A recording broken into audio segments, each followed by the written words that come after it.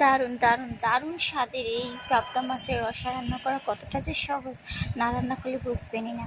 প্রথমে মাছগুলোকে পরিষ্কার করে ধুয়ে নুন হলুদ সরিষার তেল মাখিয়ে 10 মিনিট রেস্টে রেখে দিচ্ছি। মনে রাখবেন মাছের গায়ে যেন কোনো রকম পানি না থাকে, তা না হলে ছিটাবে। এবারে একটা বাটিতে 2 চামচ কালো সর্ষে, 2 চামচ পোস্ত, বেশ খানিকটা শুকনো মরিচ আধা ঘন্টার জন্য ভিজিয়ে ব্লেন্ড করে নিচ্ছি। এবারে মাছগুলোকে উপর থেকে একটু বেসন ছিটিয়ে ড্যাব ড্যাব করে কড়াইতে পরিমাণ মতো সরিষার তেল হাই হিটে মাছগুলোকে ব্রাউন কালার করে ভেজে নিচ্ছি।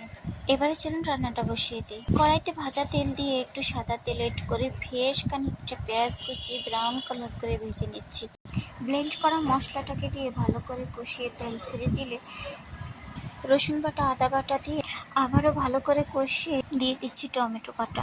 টমেটোর কাঁচা গন্ধটা যাওয়া পর্যন্ত আরেকটু ভেজে রঙের জন্য কাশ্মীরি মরিচের গুঁড়া হলুদের গুঁড়া এবারে পরিমাণ মতো পানি দিয়ে পানিটাকে ফুটিয়ে এলে মাছগুলো উপর থেকে দিয়ে কিছুক্ষণ হালকা আঁচে রান্না করে নেব।